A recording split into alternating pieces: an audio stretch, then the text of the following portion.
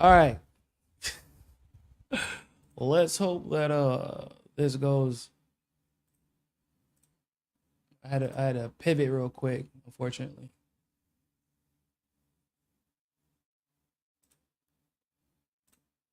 Make sure that we're good. And I'm gonna get right back into it.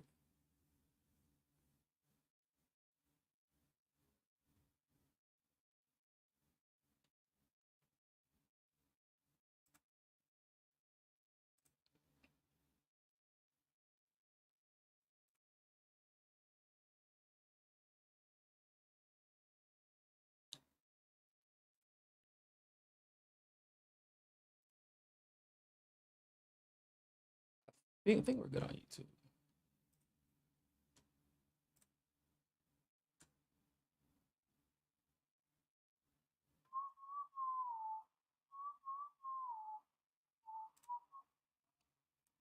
Like I said, this listen, guys. That's why we do our dress rehearsals. We gonna get right though. We gonna get right.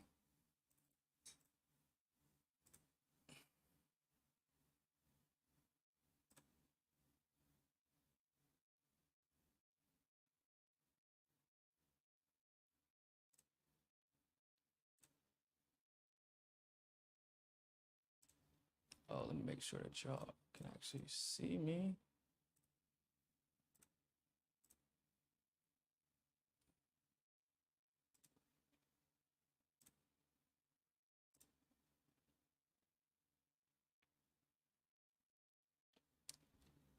YouTube, let me know if y'all can see. Okay, y'all good. Okay.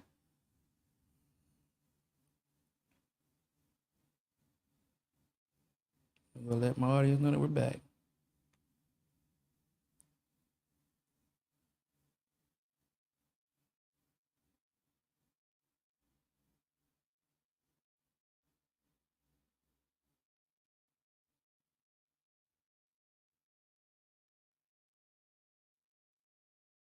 I don't even know what that was. I can't even tell you.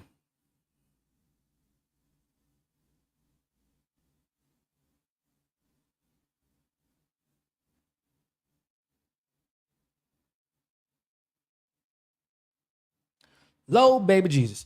Anyway, like I was saying before, I was so rudely interrupted by technology. We were just talking about this Axios article that just served as a reminder how pissed off people are at the establishment, and they're effectively showing how pissed off they are through their votes for Trump. I think the stream went silent before I got to make this point, but basically, there are a lot of people who voted for Trump that have no problem saying, yeah, I have a problem with the way he attacked Syria without an investigation over allegations of a chemical weapons attack. Right? There are a lot of Trump supporters who are pissed about that. I know there's some subscribers to this page and some followers on Twitter that I have that were open about it. There are a lot of them. I would say the great majority of them are very pissed about Operation Warp Speed. There are a lot of them. And despite all that, they're still like, yeah, but y'all really, really, really, really hate him. And y'all, like, the way that he is being screwed over by the justice system, a lot of people can relate to. The average person, I would say, in a lot of ways can relate to. The way that he is being, for lack of a better word, fucked, no lubrication by the political establishment, a lot of people can relate to. Hell, the only difference is we don't got the money to hire lawyers to fight the way he does.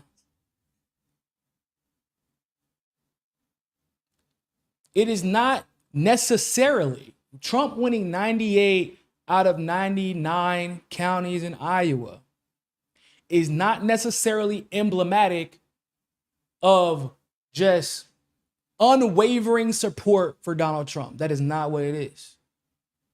It's not what it is. I know a lot of people will try to convince you of that, but that's not it. And I'm just telling you as a person who talks to Trump supporters, who's unafraid to have those conversations. Because I'm genuinely curious about how much they do and don't like about, I feel like way about anybody, but I'm curious as to why people feel the way they feel about certain candidates. And a lot of them are at the point where they're like, yo, it's really about them more than it is about Trump.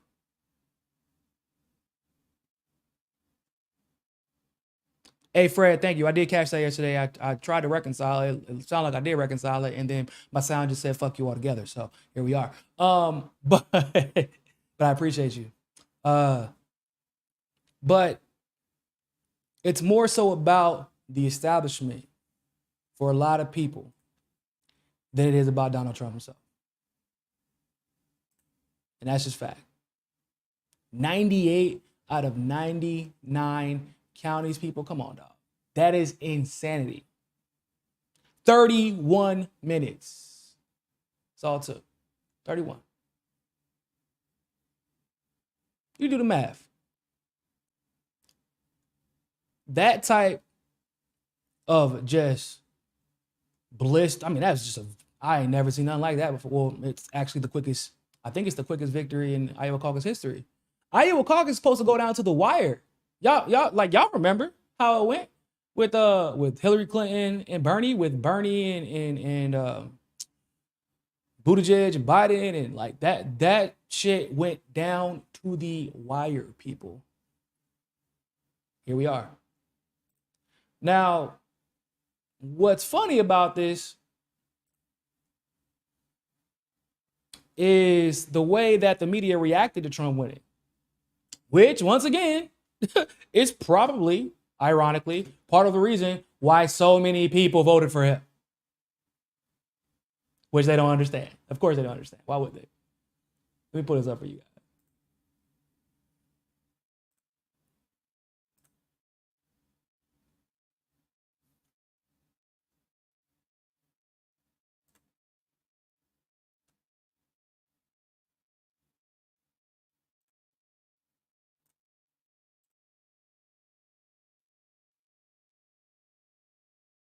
Make sure y'all can see this. I think y'all good. I think everybody can see it. The react, bro. Look, we're just gonna read this. This is a New York Times article. The smartphone started to buzz 7:30 p.m. Love how, like, you can tell these people really went hard in creative writing classes in high school. Anyway, the smartphone started to buzz 7:30 p.m. Central Time. Oh, literally Central Time. I actually didn't even see the Central Time before I said that, but thanks for fucking ruining my joke. Whatever. Central Time on Monday, just half an hour after the Iowa caucuses had begun. Many Iowans had not yet had a chance to cast a vote when the Associated Press and the major TV networks began to declare former President Donald J. Trump as the winner. Wow, what a lead-in. Anyway, the outcome was expected, but the timing was not.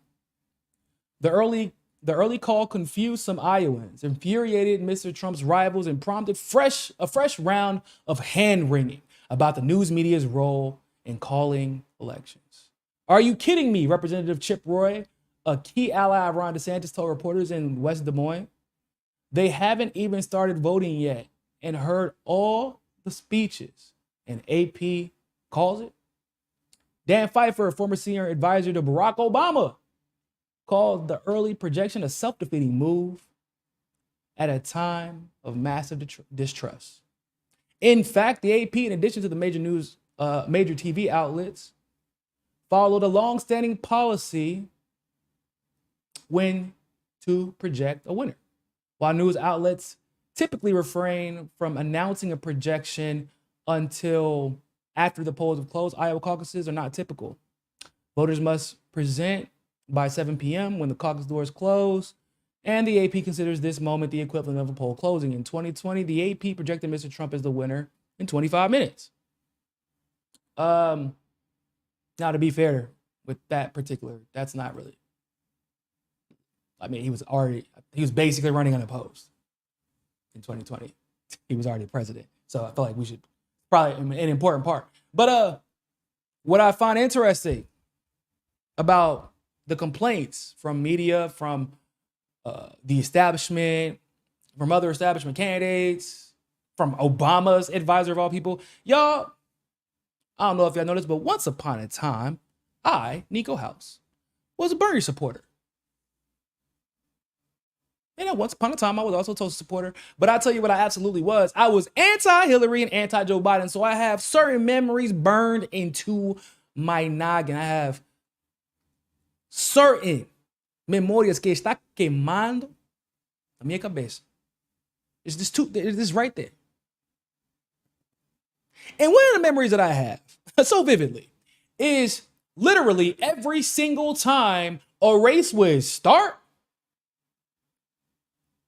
and 2 minutes goddamn later, Hillary Clinton or Joe Biden was declared the winner. Am I imagining that? And remember what we said, whoa, wait a minute, hold up. How did y'all project the winner in 2.5? Was it Wyoming? I feel like it might have been Wyoming.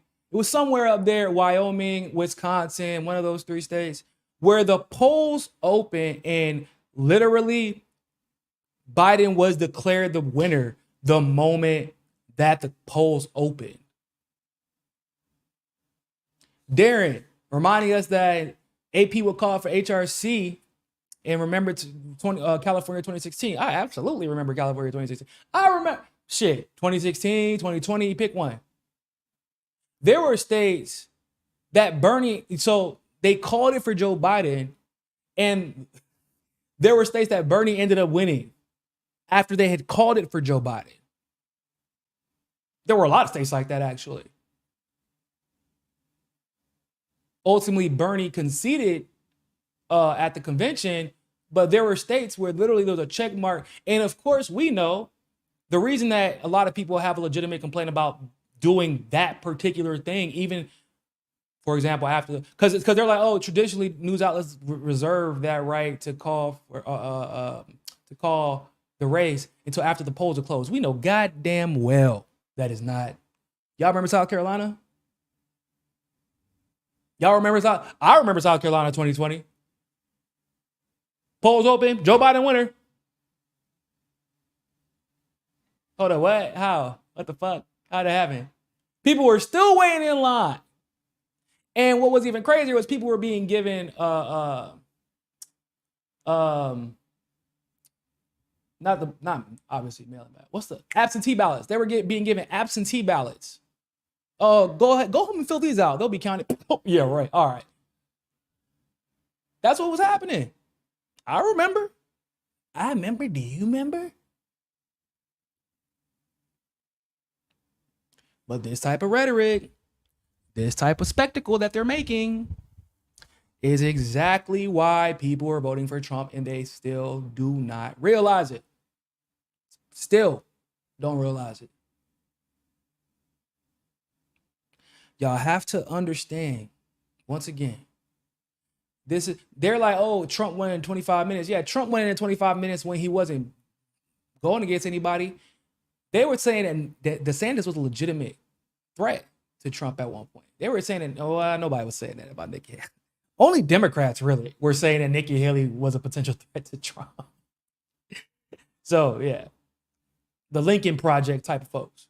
But like, that's just a rebuke of the establishment. And this type of shit, pretending like, oh man, we've never seen anything like this. Why are they calling the race so early? Bitch, we remember all that. I was there. We were like, hold up. And y'all were like, oh, why are y'all being conspiracy theorists? Y'all know how popular she was. Of course they called it. Of course she won. Of course he won. I remember them calling it for Joe Biden. I want to say in 2020, in California, they called it for Joe Biden. Bernie ended up winning California, but they called it for Joe Biden. The polls hadn't even closed. And Joe Biden didn't even have a campaign office in California. That was in 2020.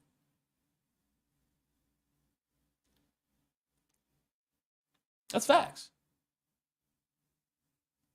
not a rebuke, or excuse me, it's not as much as a support of Trump as it is a rebuke of the establishment. Y'all, once again, this is y'all gonna be like, yo, this bitch. Rachel Maddow has some words. Has some words, people.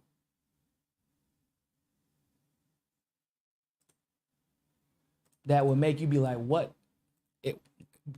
Let's just say she proves my point. I'm gonna put the video up for y'all. I don't mean to be, again, she jumped what she said on this, but it is not, if we're worried about the rise of authoritarianism in this country, we're worried about. Hold on, I'll put it up here for y'all. And potentially fascist form of government. So I think again, the big picture takeaway from that, and I don't mean to be, again, too dark, as you said, on this, but it is not, if we are worried about the rise of authoritarianism in this country, we are worried about potential rise of fascism in this country. We're worried about our democracy falling to an authoritarian and potentially fascist form of government. The leader who is trying to do that is part of that equation. But people wanting that is a much bigger part of that equation. Right. And the American electorate is made up of two major parties. One of those parties has been flirting with extremism on the ultra-right for a very long time. They've brought them in a way that they haven't been central to Republican electoral politics. Rachel Maddow, expert campaign strategist in recruiting the other side, ladies and gentlemen.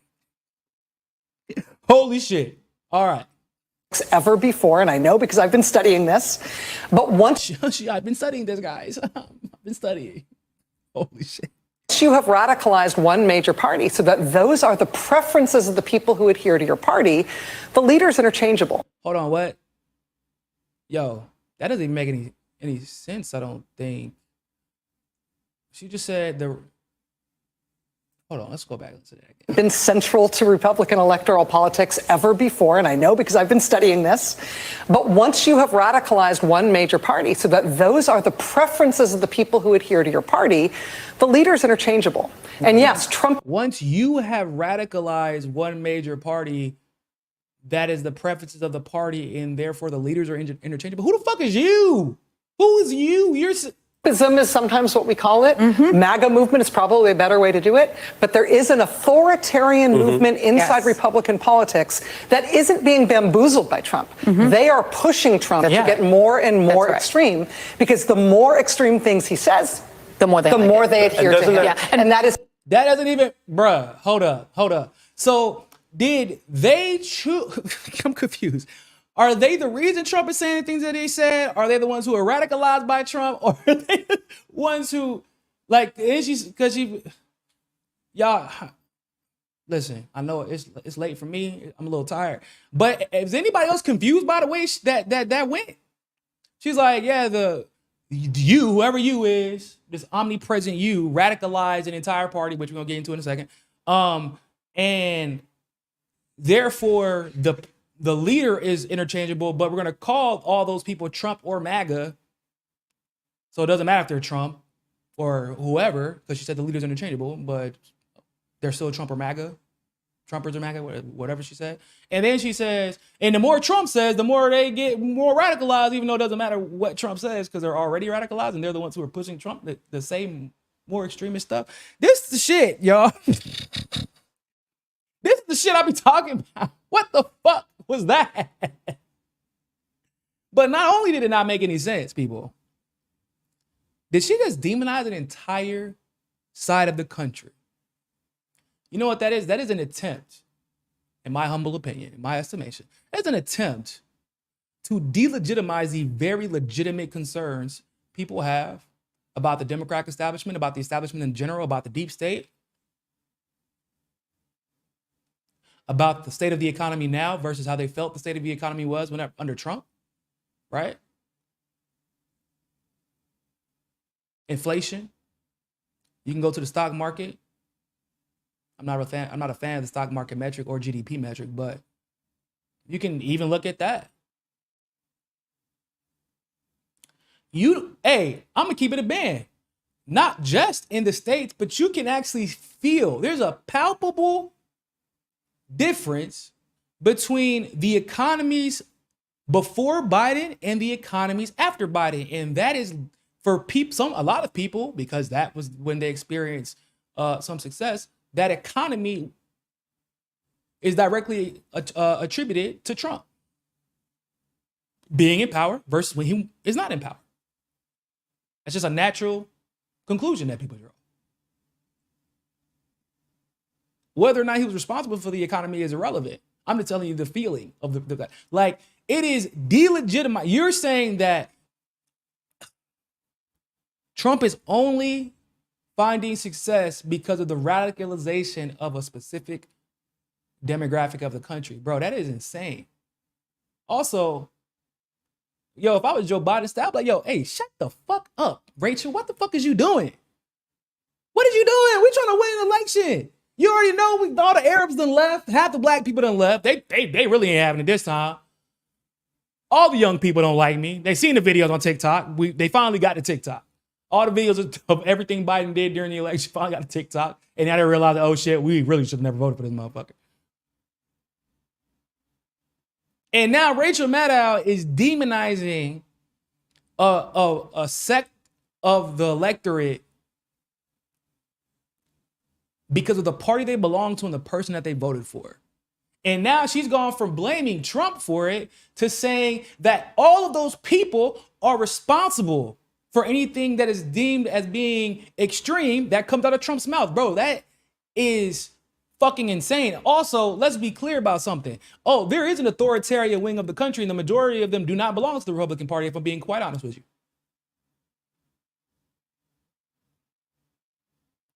There is a good amount, and it's because they belong to the neocon wing of the Republican Party. But I would say that most of the MAGA supporters that I know are very much so live and let live. But I'll tell you this, the Democrats that I know, the Democrats, y'all want to talk about authoritarian, they believe that when a person goes to challenge an election, you have no legitimacy, period. If you challenge the winner, quote unquote, of an election, even like not even challenge, let's just say, if you literally go seek an audit, something that is literally just the norm in other countries, because once again, who thinks that it's a bad idea to make sure that our elections are accurate? I feel like that should be second nature, right? But if you go seek an audit, there are Democrats all over the country who say that you're authoritarian and you're trying to maintain power through authoritarian methods. What? Hold up. Why? Because it was okay when Hillary did it. Oh, so your authority is whoever is in charge of the liberal establishment at the time. And when Hillary did it, it was fine. But if Trump does it, it's a problem. Even though Trump's case was infinitely more legitimate than Russiagate. Russiagate was two CIA agents who anonymous, who said something that never was said. And Andrew McCabe, who was fired from his job for lying on behalf of Hillary Clinton. And Andrew McCabe's wife was literally on Hillary Clinton's payroll. Yeah, and James Comey. Yep. Those were that was her justification for challenging the election. And she didn't even legitimately challenge, by the way. And then you have Joe Biden using his authority as the leader of the executive branch to have the FBI go after and have law enforcement go after his opponent. Okay, his literal fucking opponent, while simultaneously using his authority in the executive branch to have law enforcement protect his son. What? There is an authoritarian wing of the country. And most of them are not MAGA. Most of them got a big fat fucking D by their name. There are a couple that are MAGA. And I would say that there's a lot of them are misled, right? I could say that. There are some that are misled because there are some when I've talked to them and I've changed their mind on issues. Some of them only have they might be a little bit more, I don't want to say authoritarian, but they might be a little bit more conservative on one or two issues, which is like, whatever, that's fine. That's like a personal preference type of thing. But when you get into the area of don't challenge me or you'll go to jail, and then you have how many people cheering this on? Bro, how much more fucking authoritarian can you get? That is the definition. Bro, when you hear the stories of countries old, right? When you hear the stories of Saudi Arabia even today, when you hear the stories of shit, what happened in Bolivia during the coup, when you hear when you hear that type of shit, you challenge the electorate or you challenge the president, so you got killed or you were thrown in jail. You would think like that's another country, but no, that's happening under Biden right now. Under Biden right now. Under Biden right now. All that shit that they would say about Putin. Y'all remember how they would, what would they talk, what would they say about Putin, bro? They'd be like, they would use these weird, super stereotypical tropes. He poisoned his enemy. He poisoned his adversary on the other side, which is not really what happened. But it's it's literally a Russian-phobic trope. It is. And they would claim that he's suppressing his competition. And then you find out, oh no, they actually just tried to commit murder and so they're in jail because like that actually happened. Something like that. But like in the US, you know, they're the kings of projection. They're literally doing what they accuse other people of doing. What they call other people authoritarians after they throw these allegations. Remember they call Assad an authoritarian. They've called Nicolas Maduro an authoritarian. They've called obviously Putin an authoritarian. Like the list goes on. Nah. There is a side that is authoritarian, Rachel. And I just feel it's a huge cop-out, bro. This is why 98 out of 99 counties voted for Trump, because of shit like this. Who wants, like, bro, there are people right now, somebody just got off of work. What time is it? 6:40? Well, not right now, because it's probably like 2 o'clock. I think it's like 2:30 or 2:40 out there. Central Standard Time. Somebody got off work in Iowa. They got off their second job. Because maybe they work the third shift, they go back, work the full-time job. Now they about to drive some Uber. But in between, they got a chance to check Twitter. They look at their phone. They see this shit. They see that they voted for Trump. That's what Rachel's saying, that they voted for Trump because they're extremists. And they're like, you know what? Fuck y'all. I'm so glad I voted for that motherfucker. Fuck y'all. Fuck you. I'll do it again. That's how some people feel. And there will be no winning that person back over. There's somebody in New Hampshire right now who is about to vote. Somebody in South Carolina who's about to vote. Florida who's about to vote. Going through the same thing. And they hear this shit. They want to make it about Trump. They want to say everything except for the reality. You notice in that little tirade that Rachel went on, did she mention the economy? The before and after? Like, you don't even have to give Trump the credit for the economy, but like, if we're going to do legitimate analysis, did you mention the before and after? Did you mention inflation? Like I covered on my show yesterday, there was a 5.9% increase in food prices last year. The projection for this year, we don't even know what it's going to be ultimately, but the projection was still an increase of another 2%. Not that they were going to go backwards. It's like it was already unaffordable going into 2024. It's now going to be a little bit more unaffordable. And oh, by the way, ain't nobody getting no 6% raise. Not on average.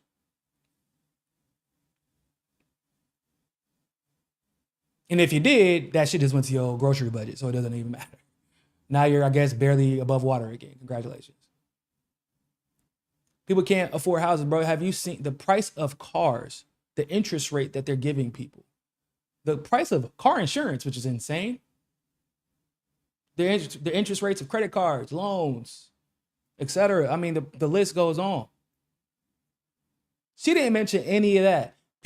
She could have just loosely said, hey, man, look, you can say what you want to. We don't even have to give Trump the credit, but Before Trump was in office, or before Biden was in office, people weren't necessarily dealing with these problems. After Biden got in office, they're dealing with the problems. So there's two things. They are blaming Trump, or blaming Biden, or giving Trump credit, or both. That's an analysis. But everybody is extreme. Fuck them, it's their fault. Bro, that sounds like some Civil War type shit. That's crazy, bro. Crazy. Couldn't believe she had the audacity to say some shit like that. Oh, but it gets better, yo.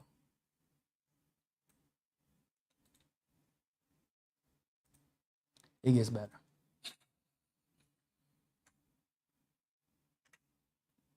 Oh, hold up.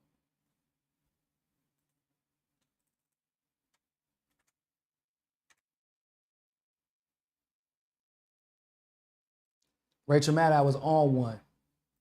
All right, y'all hear this one. On one last night. Let me just interject. I'm sorry, I just have to do a little bit of business just for a second. At this point in the evening, the projected winner of the Iowa caucuses has just started giving his victory speech. We will keep an eye on that as it happens. We will let you know if there's any news made in that speech, if there's anything noteworthy, something substantive and important.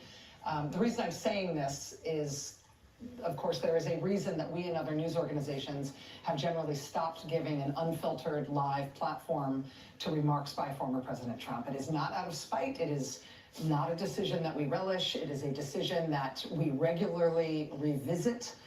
And honestly, earnestly, it is not an easy decision, but there is a cost to us as a news organization of knowingly broadcasting untrue things. That is a fundamental truth of our business and who we are. And so his remarks tonight will not air here live. We will monitor them and let you know about any news that he makes. Now, I know that was a little bit low. But let me tell you what she said in case you missed it. Y'all, she said they're going to not air Trump's victory speech.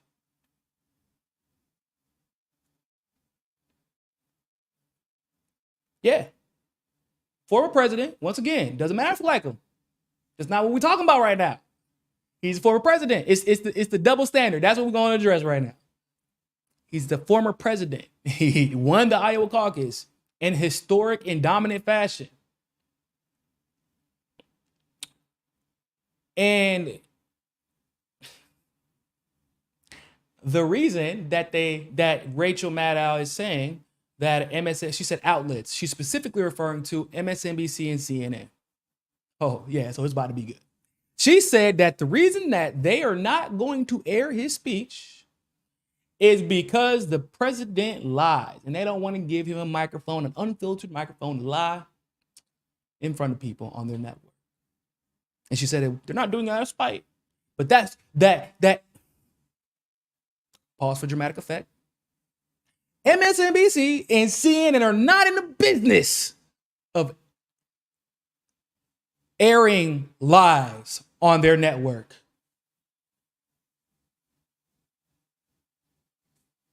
Oh my God. Oh my. And they had this nice, I don't know the white guy's name, they had this nice white man sitting beside her. They could have had him say it. The other lady, I didn't know who the hell she was. They could have had her say it. But to make this announcement, they had Rachel Maddow say it.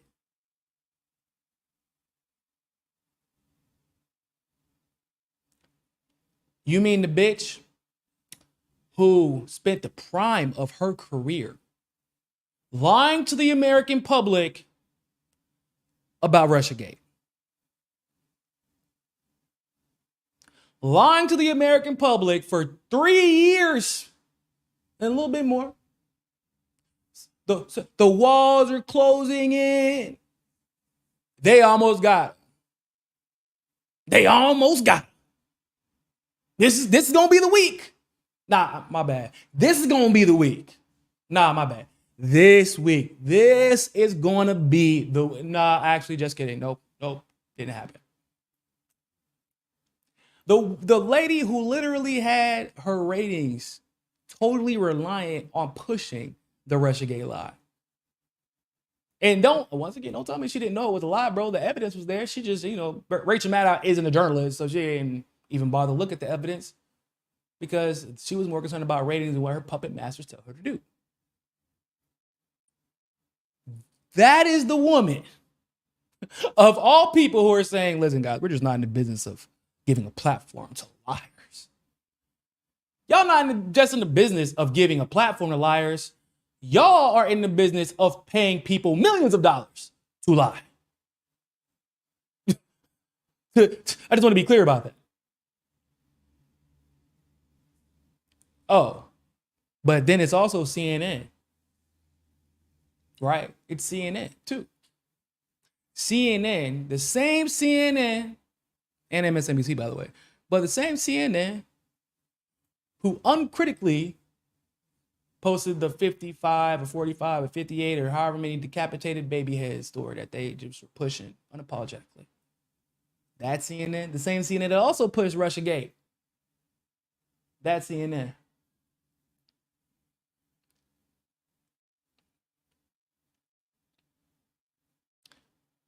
The same CNN that just had a breaking story released, a week ago, where their staff admitted that every single story that comes out of the Israel-Palestine conflict that is reported by CNN, has to be cleared through the Jerusalem Bureau, not to verify whether or not it's true, but to verify whether or not it makes Israel look bad.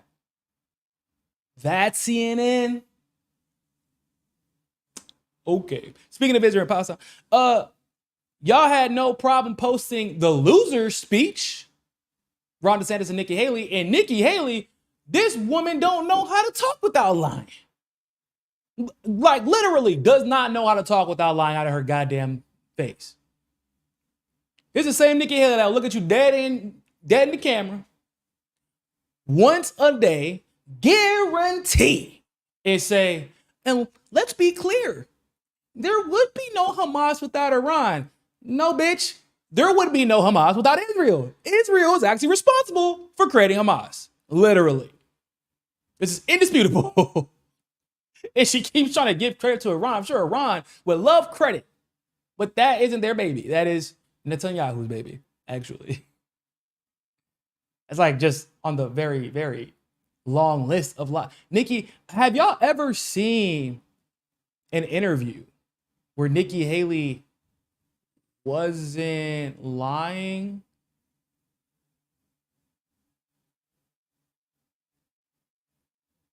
These motherfuckers will post KJP, the press secretary, as she sits there and tells lie after lie after lie for Joe Biden.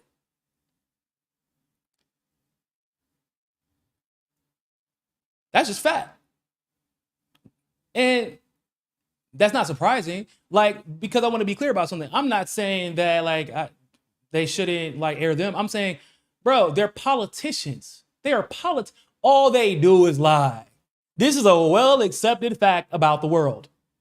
We are aware of the lies. It is our job. Your job is to fucking report the news, report the facts, give us all the information you have available. It is our job to discern what is a lie, what is truth, what is fact, what is fiction, what is hyperbole, what is that is our job, not yours.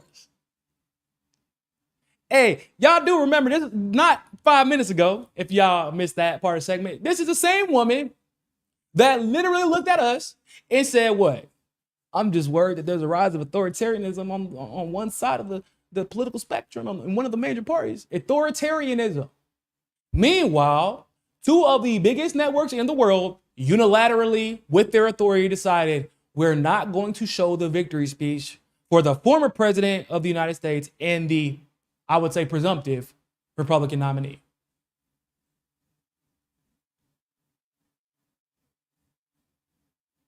Because of what? We don't want to report his lies. Yeah, I'm sure he is going to lie about some shit. Okay, and Biden doesn't lie? Because I can guarantee you when Trump and Biden start going head to head, they're going to post every single lie from Joe Biden. Every single one of them. We know that. Not only are they going to post the lies, but they're going to try to corroborate those lies with bullshit and analysis that is also bullshit. But please, Rachel, tell us more about how CNN and MSNBC just can't do it. They can't. We're not in the business of reporting. We're in the business of reporting truth. You're full of shit, first of all. And if you're a journalistic publication, conglomerate, whatever you want to call them, your job is to report. It's everyone else's job to determine whether or not what you're reporting is valid or not. Only an authoritarian, ironically, would think otherwise.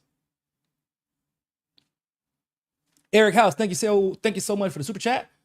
Nikki is Hillary in human form. Oh shit. Why are you gonna talk about Nimrod like that? Man, Nikki Haley is a wild one. Y'all know like her whole story, right? Y'all do know her story. I don't know if y'all know like the reason she acts the way she acts. So Nikki Haley was a beauty queen when she grew up. When she moved to South Carolina, she participated in the pageant, but it was South Carolina back then. So it was a small city. So they had a white beauty queen and a black beauty queen. There was no in-between beauty queen.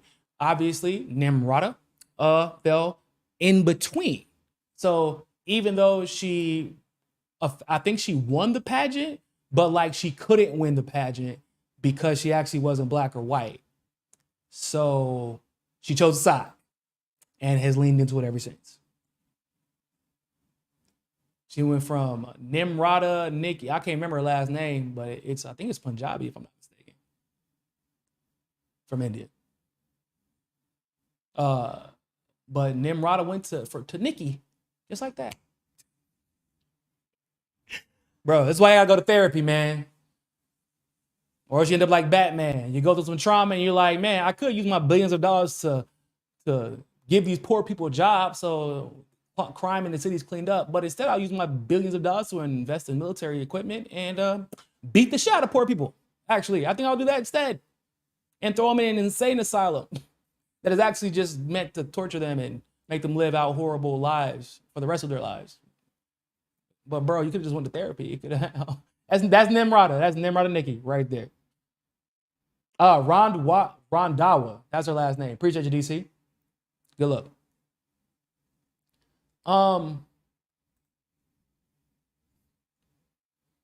So in the midst of all the drama with Trump, there was also some other news that hit the fan last night. Some of y'all favorite guy, I don't know how y'all like him. We're gonna get into that in a second, but I don't know why y'all like him. But one of y'all favorite guys, some of y'all, dropped out. What you had to say? And I think that I am very worried for our country. I think we are skating on thin ice as a nation.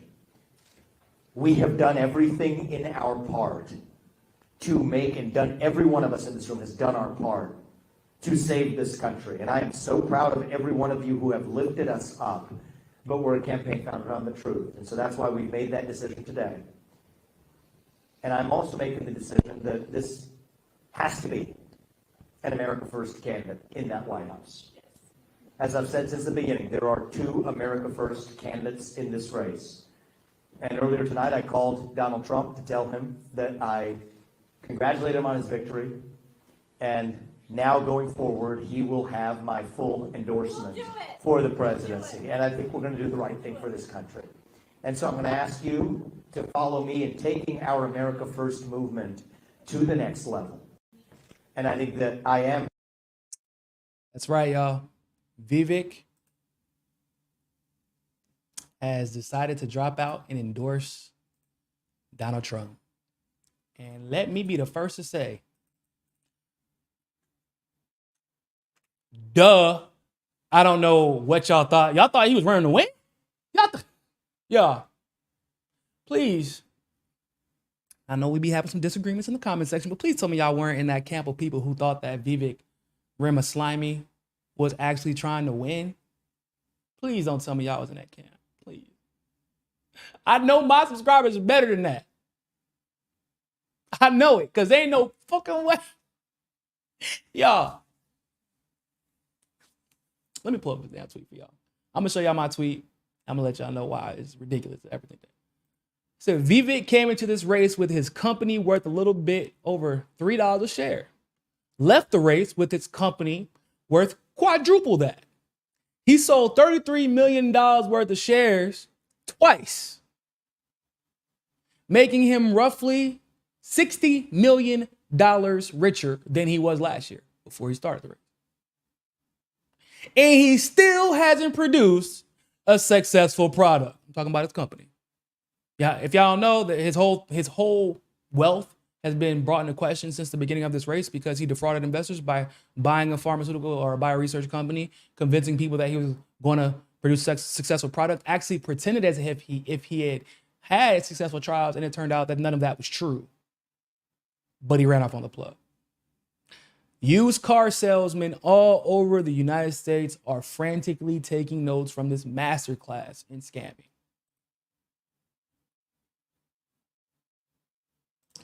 Vivek Ramaswamy is the only person I know who was famous for being rich and is rich from being famous. That man got a lot of speeches and he gets treated as if he has achieved a lot, but he literally has not done anything. Nothing. At all. Not a single product has ever come out of his company, y'all. This man came into the... Y'all know, so I mentioned that he sold $33 million worth of shares, right? That was last week, I believe, because he said he was going to invest more in his campaign. Now he sold $33 million worth of shares, but he was able to sell significantly less of the total amount of shares that he owns because the company was worth $11 when he sold, almost $12 when he sold the shares. Okay? He said, I'm going to make a significant investment in my campaign. This man sold $33 million. And he dropped out a week later, y'all, after one loss. What? This man ran off on the plug, y'all. Shit. He ain't smart, but he a mad genius. He is a mad. I can't believe people fell for it, y'all. I can't believe it. That man's like Obama 2.0 with less achievements and a little bit more like oily, slimy. I don't know. He don't give me the.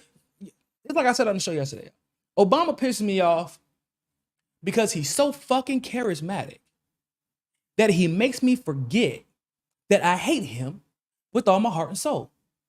That man Obama starts talking and he like, man, why don't I even like him, man? He's not even that. Shit. I forgot. He destroyed Libya.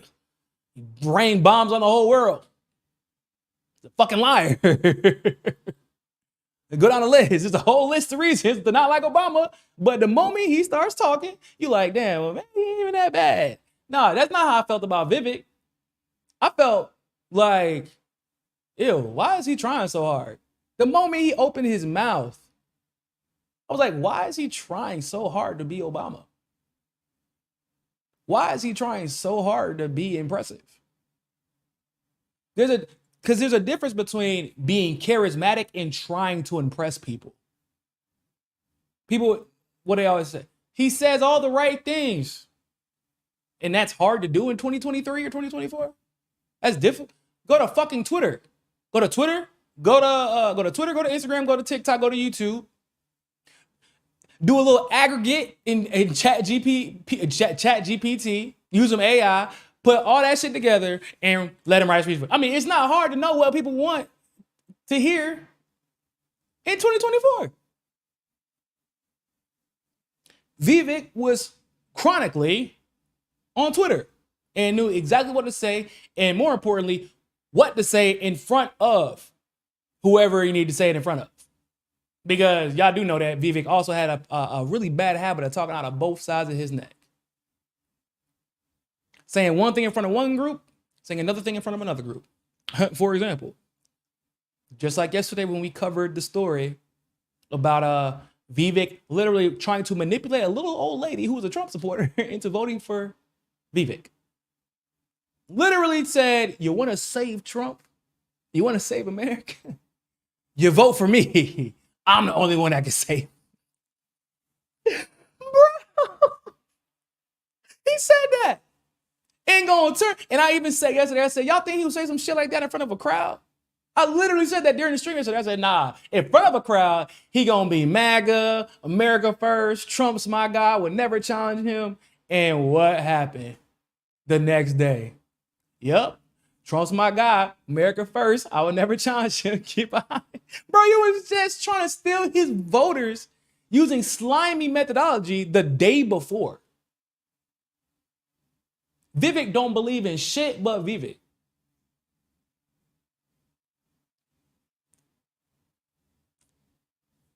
What qualifications has this man ever had at all? Like, what qualifications? I asked people because, like, Candace Owens jumped ship. She jumped the Trump ship. I don't know if y'all know that. She did. Went over to Vivek. Yeah.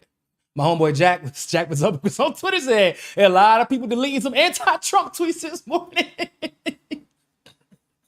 Because Candace Owens jumped ship. Mike Cernovich jumped ship. There's a bunch of people. Yeah, y'all should have, because I know for a lot of y'all that was a business decision. I ain't stupid. I know how that shit go. Like the Marianne Williamson supporters. Y'all know what y'all thought was gonna happen. But when I will ask people, well, what do y'all see in this man? What do y'all see in this man? What do you have to? He just says all the right things. All right. Okay. What else? He's competent. Okay, that's a pretty low bar, but what exactly do you define as competent? They say he does the reading. And what does he learn? Policy-wise. Can anyone tell me anything that he actually knows? Mike Cernovich said he goes down the rabbit holes. Okay. What exactly has Vivek said that we haven't heard before? And what trusts you that even the few good things that he has said, he would actually follow through on? He said that if he won, for example, let's do a little logical exercise with the same one we did yesterday, if you were there. He said that he would, if that lady, little old lady, poor little thing, I hope she didn't vote for Vivek. That'd be embarrassing. But he told her if she wanted to save Trump, to vote for Vivek. That necessarily implies that he would have the power to protect Trump from the establishment system. However, the only way that you have the power to protect anyone from the establishment system is to be an insider of the establishment system. Now, to be an insider of the establishment system, necessarily, you would have to allow Trump to be thrown under the bus. Why? Because we wouldn't have made you an insider otherwise. And if you try to overrule this decision, this uniform decision made by the establishment, we would take that establishment power from you. Especially if you're going to make a promise like that this early in the race, they definitely would do it. They wouldn't even let them have the power. They wouldn't let them get close to it. Okay? So, if he did do the research, if he actually got it the way people suggest he did, he wouldn't have said anything like that openly anyway. Now when you're still trying to get in to office. Right? Moreover, it's either he doesn't understand what he's actually dealing with and he's pretending like he does, but really doesn't. Or he knows exactly what he's dealing with, but he's a manipulative, sociopathic asshole, and he's saying whatever he has to say to get into power, and will adjust accordingly. Vivek is quite literally the perfect politician, right? He is emblematic. He is metaphoric of what we know politicians to be. His company is metaphoric for what we know politicians to be. Vivek bought his company and drove the shares up. Why? He promised to deliver on a product. He did a lot of this, okay? People bought shares. They bought stock in Vivek, and Roivant is basically the name of the company. Roivant. But let's just say they bought stock in Vivek because he's the one who sold it. Boy, used car salesman. He's smooth. Talk the draws off them Republicans. But they bought stock in the company. He did a lot of this. No product. How did most of the people end up in Washington? They did a lot of this, right? People bought stock in that politician via vote or literally their money when they donated to them. Did a lot of this. Got to Washington. No product. And so y'all want to take a motherfucker who got rich off of doing a lot of this and not delivering a product when he had a whole company dedicated to doing so and put him in Washington where he can do the same shit. But, affect the whole world.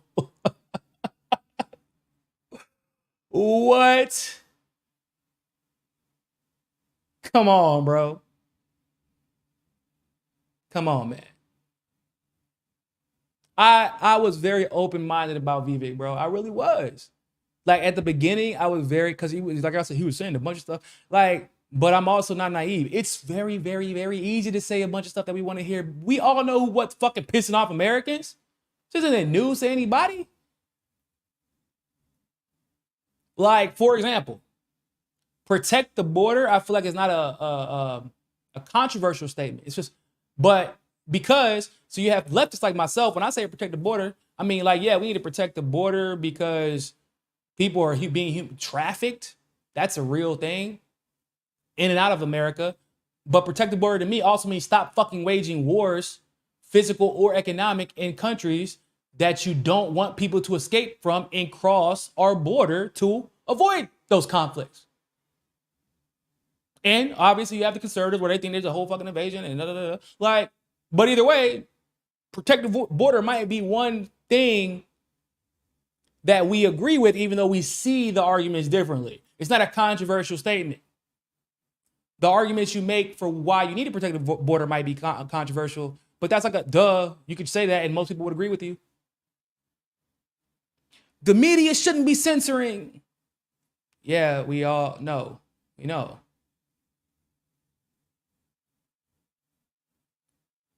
Like his statements, like we shouldn't be going to war with everybody. Yeah, we know. But then he'll talk out, once again, he talks out of both sides of his neck. He'll say we shouldn't go out of war and then give a scenario where you bring up like a country like China or Iran. Then he gives a scenario where basically the only outcome would mean we're going to war. Like when he talks about Israel and Iran. He'll like, oh, well, what I'm going to do is we're going to work with Israel. We're going to make it that we're partners. We don't work for you. We're partners. And well, how are you going to show them that? Well, if Iran tries to do something with them, we're going to show them that we're partners by also going to war with Iran. Like, so we're still Israel's bitch, basically what you're saying. But it just sounds better with you. It's like when you're playing video games and when you got your kid with you and he got like a little fake controller. He think he playing the game, but it's really that's basically what Vivek wanted with the U.S. and Israel. He was going to be in power. We pretend like we're partners, but not really.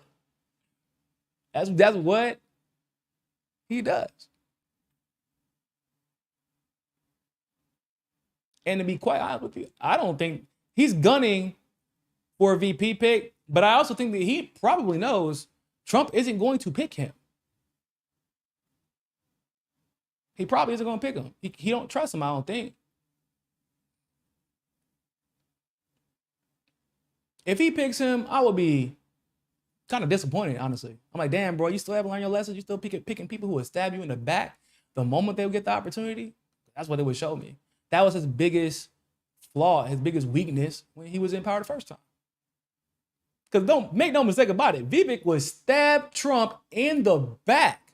He was, there was a list of videos, or excuse me, a group of videos that came out talking about the people who claimed that they wouldn't run if Trump were running again. And if I'm not mistaken, Vivek was one of them. Don't quote me on that. But I know Nikki Haley was, Ron DeSantis was. I'm almost 100% positive that Vivek was on that list.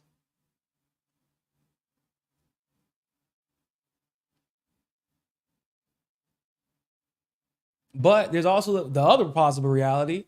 Vivek is pretending as if he's endorsing Trump. Well, he is endorsing Trump, but he's pretending as if he's gunning for a VP. He's gunning for a VP position.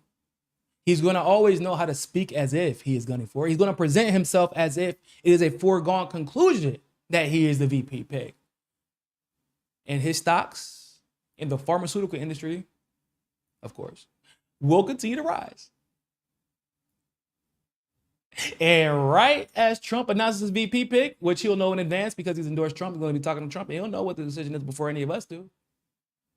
Got a kind on my wrist, man. I'm cashing out. I'm cashing out. That boy going to cash out with another 35, 40, 50, 60 million in his shares and be like, see you on another 4 years. That's what's going to happen. That's who he is, man. That's who he is. Really quick, man, I want to, let's go through some of these hotspot videos. We had some crazy content uploaded today before we get up out of here.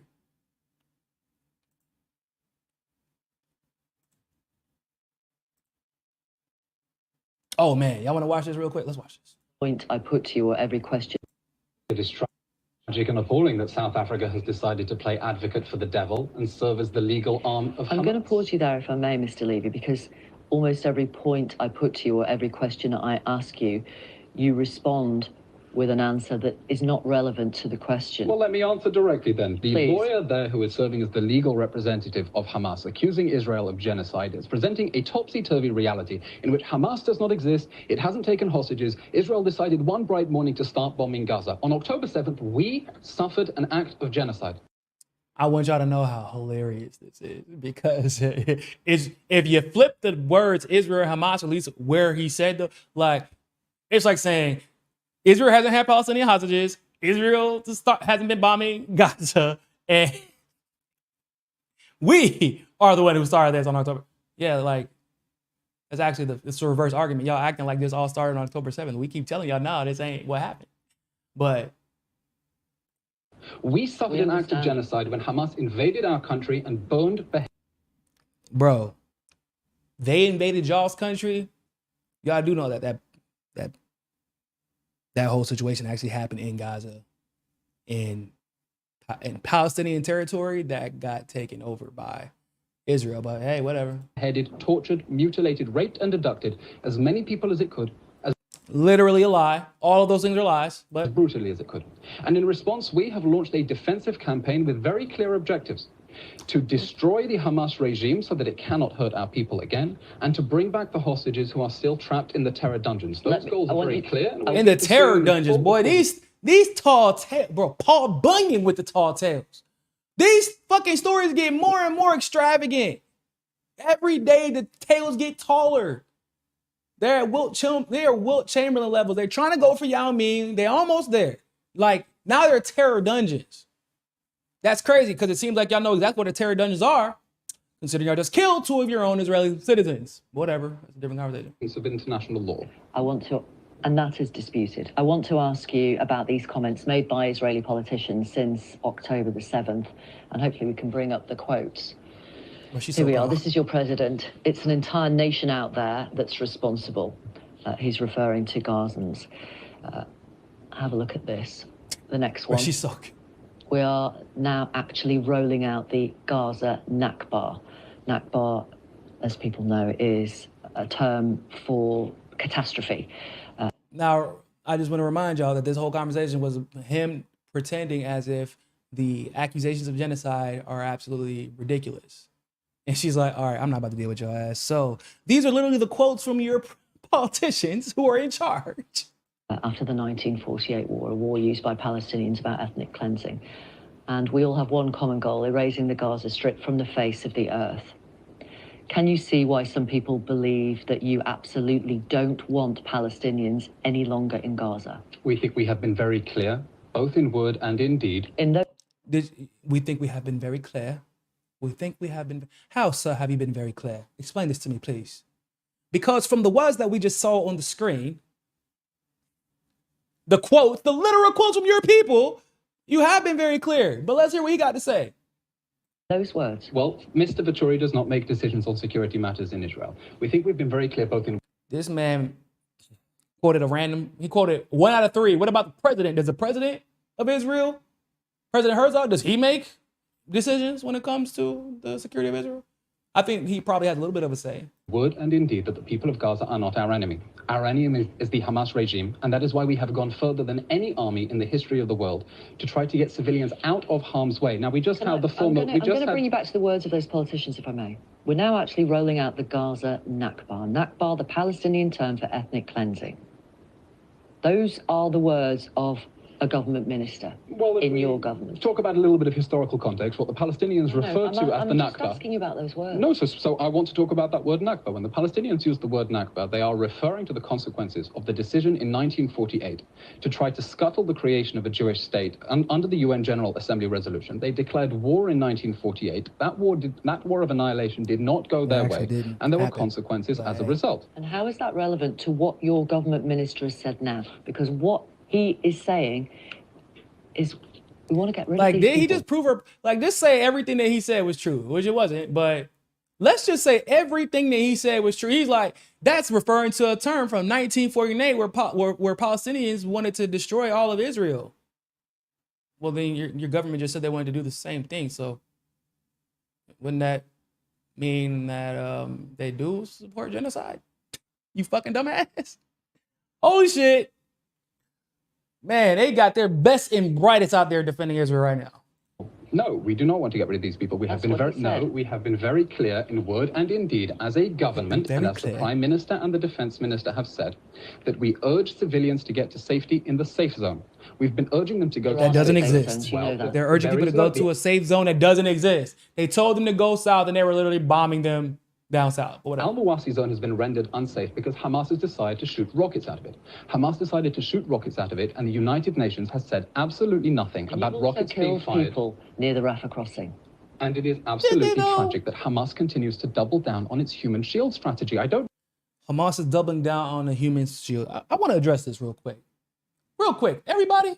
And y'all can correct me if I'm wrong, by the way, because maybe I am. But have y'all seen any videos or photos of this human shield strategy? Because what the fuck does that even mean? What does that mean? Because the only people I've actually seen using human shields was actually Israel. I saw the video of them putting a kid on the front of a truck and using them as a human shield. What is the human shield strategy? Has anyone ever seen proof of this? Because this is one of those things that they continue to claim is true. And you be waiting and waiting, and we still waiting to see any proof of this. And I never see it. What is the human shield strategy? It's bullshit. That's what it is. It doesn't exist. But it's really easy to justify killing 10,000, over 10,000 children. When you say that Hamas is hiding behind them, I guess. It's their fault that we're bombing children. Their fault. Is it Hamas's fault too that you're killing your own people? Whatever. Let's finish watching him get embarrassed. Whether your viewers understand the extent to which in the last 16 years, Hamas redesigned Gaza's cityscape in order to hide its military assets underneath civilian areas. And we have made extensive warnings. Why have we not seen any proof of this? Individual phone calls. He's like, they've redesigned their cityscapes in order to hide their... Why have we seen zero proof of this? Literally none. To the point even BBC had to come out and be like, dog, Y'all seen the hospital videos? Them motherfuckers is lying. We can't even lie to y'all anymore. And they did a whole investigation about how Israel's lying about the shit that they found in the hospital. About how the tunnels weren't even connect. The tunnels that they showed weren't even connect to the hospital. The tunnels that they showed also were built by Israel, not by Hamas. Also, when they went into the tunnels, there was no actual proof of anything military that was being used at the time. Like, BBC's did an investigation. But go off, King. Dropped 7 million leaflets, 14 million phone calls, 14 million text messages. We have been going more than any army in history, and I'm quite happy to be fact-checked. More warnings than all armies in the history of counter-terrorism warfare put together to urge civilians to get out of harm's way. They are not our enemy. Our enemy is the rapist. We urge the civilians to get out of harm's way right before we bombed the fucking hospital. 3, actually, at the same time. Right before you shot your own Israelis dead in the street because you thought they were Palestinian. Right before what? Yesterday? They opened 2 days ago, excuse me. They opened fire on Palestinians waiting for food, bro. Because they were too crowded. I'm going to pause you there because we're out of time. We would like the creation of safe areas, and we would like the UN to cooperate with us instead of condemning Israel for designating safe zones, which is what they have spuriously been doing. There's no such thing as a safe area in Gaza. We're going to leave it there. We hope there very much will be the day after. Bro, you see? You do know there's no such thing as a safe area. Like, let's be honest, guys. Especially because even Israel admitted that they're using unguided missile systems. So there's that. Yeah, that was crazy. Hold on. This motherfucker. Mr. Milei. Mr. Super Libertarian. Está contaminado de la agenda socialista 2030 y que lo único que va a traer es miseria al mundo. ¿Cuál es qué va a basarse la decisión del día a día? ¿Cuál es el objetivo? Que la libertad es la llave de la prosperidad. ¿Cuál es el sentido de la reunión que esta iglesia lo lleva a mantener la audiencia del día a día? Seguir hablando y dejándole bien claro de la convicción que tenemos en este cambio de rumbo que ha marcado el nuevo gobierno. Sí. Yeah, Mr. World Economic Forum is this is the super libertarian guy that they all were like, oh man, he's gonna save Argentina. And we were like, nah, he wants to dollarize Argentina's economy. Doesn't that mean he's about to be loyal to the Fed and thus the globalists? No, man. He had a fucking chainsaw and he hates socialists. He's gonna save Argentina. Yeah. Well, look at his eyes. Darting. Little fucking liar. Look at him. Plantar las ideas de la libertad en un foro que está contaminado de la agenda socialista 2030 y que like lo único que va a traer es miseria al mundo. Like a liar. oh, that was crazy.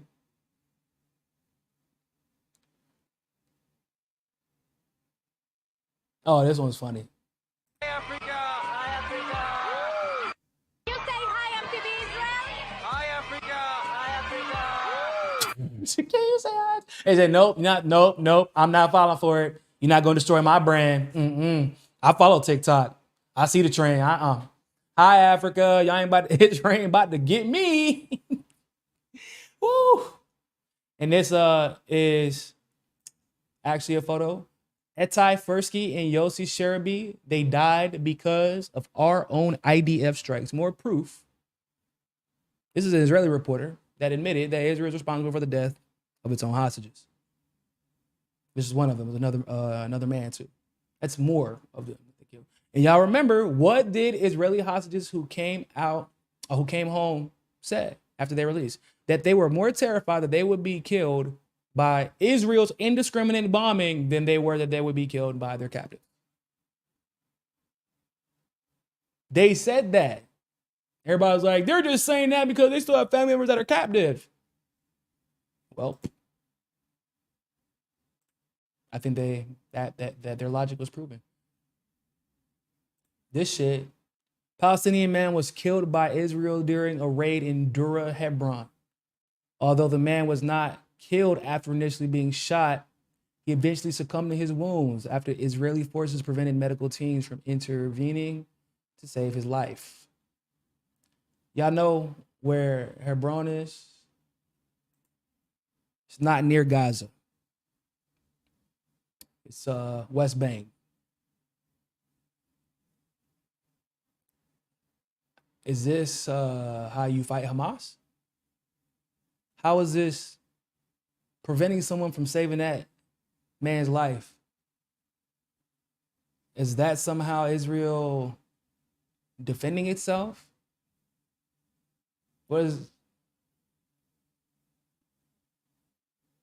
What's the excuse now? Out of curiosity, how do people defend this shit is what I'm trying to understand, bro. What's up, Nick? Man, look, I was trying to post your video before I went live, dog, but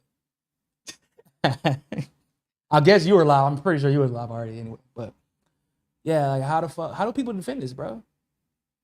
How do people defend this? Like the videos are there. There's no Hamas here. This is the West Bank area.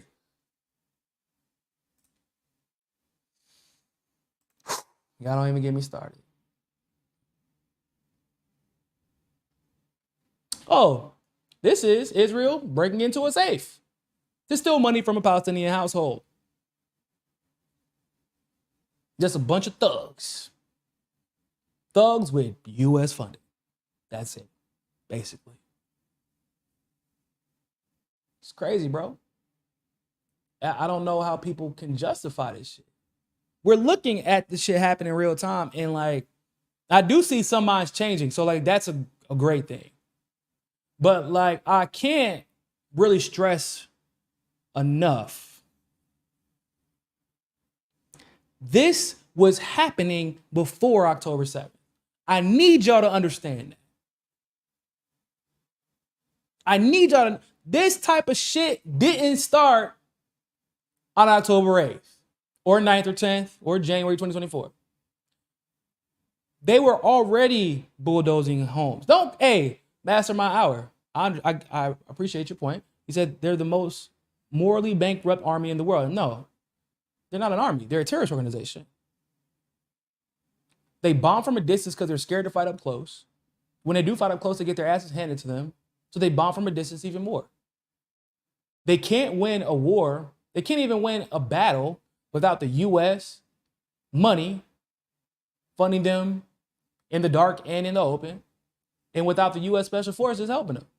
They can't even defend their own fucking cargo without the U.S. having to put together a coalition and then attacking Yemen, the country, because of Yemen deciding they were not going to allow supplies to reach a genocidal country. Yemen didn't start going to attack Israel, which it should. I mean, I ain't gonna say shit. You know, they could have. Yemen didn't start launching attacks on the U.S. or its allies in the region. No, they just said we're gonna hold this little space right here, this ocean, this little Red Sea. Stay up out of here, because you ain't gonna make it. And so what does the U.S. do? We gotta start bombing the country. That's the U.S. for you. How dare you hold a genocidal nation accountable? Instead, we're gonna hold you accountable for not letting the genocidal nation continue their genocide unhindered. Yep. They're not they're a terrorist organization. The Israeli army is a terrorist organization. There is no Israeli army. There's only an Israeli terrorist organization. Just like they like to paint everybody who isn't working on behalf of the empire as a terrorist organization. They literally try to label the U.S., try to label the entire Iranian army, one of the most effective militaries in the world, a terrorist organization. Why? Because they needed justification to kill Soleimani so that y'all wouldn't be aware that they killed a general. And under normal circumstances, I can promise you, if someone assassinated a U.S. general, best believe we go into war tomorrow. So they know that y'all would feel that way. So what do you say? He's in charge of a terrorist organization.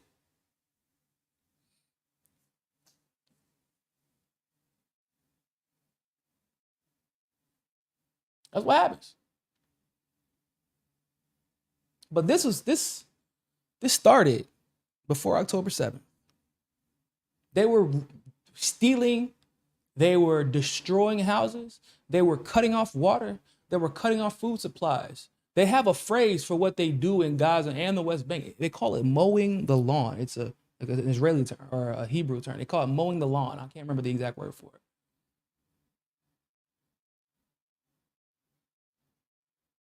What did Nelson Mandela say? When, like, you choose peace where you can, but when you have no other choice, when there is no other option left but to fight, then you fucking fight. Actions have consequences. And for people to act like, oh man, well, that's why there's a genocide in Gaza right now, because of what happened on October 7th. Nah, the genocide had already started. That's our point. Y'all making an argument, look at this is happening because of what happened. No, what we're telling you is the genocide had already started. We already have all the evidence of it. They've been pretty clear about what they want. There was a response to this because it was a slow genocide. And then y'all are like, oh, cool, that's an excuse for us to kill children. And it's their fault. If you didn't steal land, if you weren't killing kids before, if you didn't have 10,000 Palestinian prisoners, most of them held without a charge, a lot of them kids sexually abused by Israel, October 7th never happens. That's just a fact.